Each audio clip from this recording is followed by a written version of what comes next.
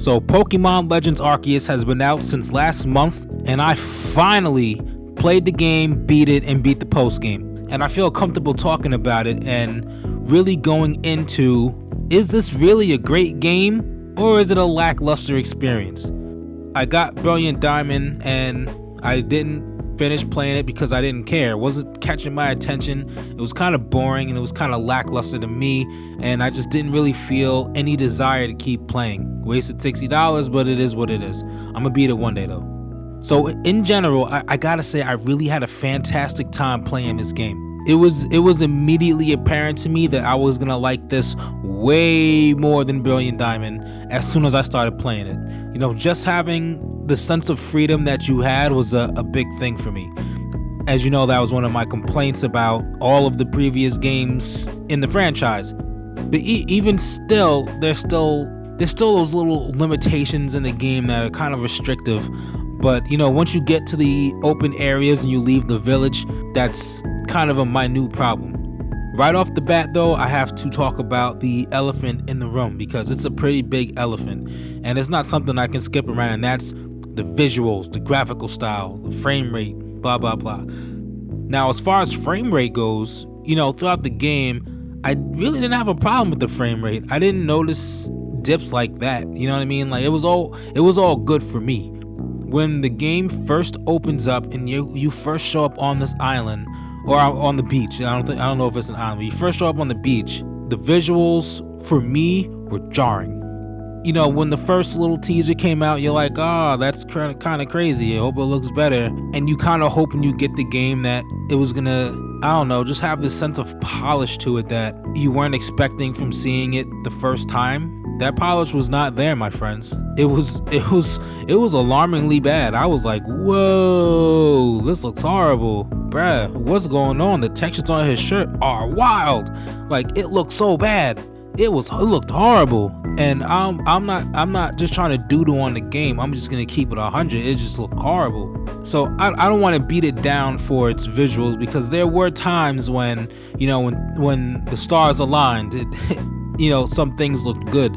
But on top of some of the models just looking bare bones and plain, and the environment and the textures and, you know, the water, people were saying stuff like, oh, well, it's the Pokemon company, you can't expect, you know, that much from them. Like, no bro, I can. It's a $60 game in 2022. I expect a decent amount. You know how much money the Pokemon franchise makes? You know how much money they make? You know, it all comes down to the games. That's where it originated from, and this is the quality of it. But you know, whatever. Once you get out into the field and you're playing, you start to kind of forgive a lot of those graphical issues, because playing the game is fun. But I remember I was trying to catch this Gyarados, and you know, he had the red eyes, he was doing his thing, whatever, and you're in the water and you have your little surfing Pokemon and you're in the water and you fight him in the water. It's water battle.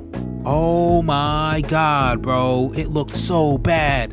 And when you go to catch him and the little Pokeball pops up on screen, it was literally like an 8-bit, because the game just couldn't do it. It looked terrible.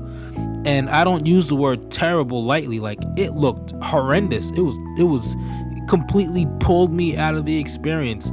And I think that's where the graphical issues really hit home, is when it completely rips you out of the vibe that you're in. And it happens so many times. So now that that's out of the way, you know, I felt like the story for this game was actually a little bit deeper than I thought. You know, it's about religion and religious war and having people's beliefs come between, you know, just having harmony and working together. It was actually surprisingly relevant. I was talking to my man Samuel, and he was like, yo, the Pokemon games have always been, you know, kind of deep like that. So I guess I just wouldn't know because I don't be playing Pokemon. Also, when playing, I got a little skeptical about, oh, well, you know, the premise of the game, you just kind of appear there and whatnot, and I'm not gonna give it away, but a bunch of stuff's going on, and just felt like they're all like, yo, look at this dude showing up. All right then, yo, you are a guy, you're resting here now because you have nowhere else to go, and you just kind of one of us. And I was like, what, bruh, he just appeared out of nowhere with a cell phone. Like, what's going on here? Y'all just cool with that? But they actually weren't, and that was actually kind of a surprise to me. So I did like that. I like that a lot. As far as characters go and side characters, there's maybe one or two that I guess I care about, but there's some where you're like, what's going on here? Something's going on with this dude, and then later on something was going on with him, so that was cool. But yeah, a lot of the characters, they're not super memorable, but the ones that are, I thought were well done, and I don't think we're gonna see them again in the franchise, but you know, props to them for that.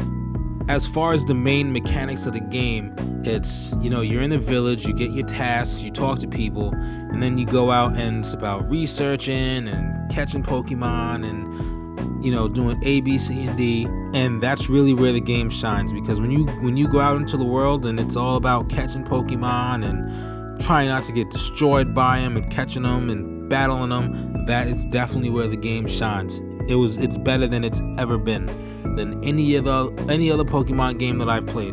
When you guys battled, you felt the weight of the battle, and it was cool when you yourself was getting knocked over by attacks. Like, finally, bro, you're not invincible to what's going on here. These are our monsters shooting volcanoes from their mouths. Like, you're gonna have to get out of the way. Even, you know, you get hit by your own Pokemon. I love that. I thought that was so well done. And also, like, seeing the sheer size of some of the Pokemon and watching them battle is just kind of when you go, whoa, that looks great. And I'm going back again to the graphics.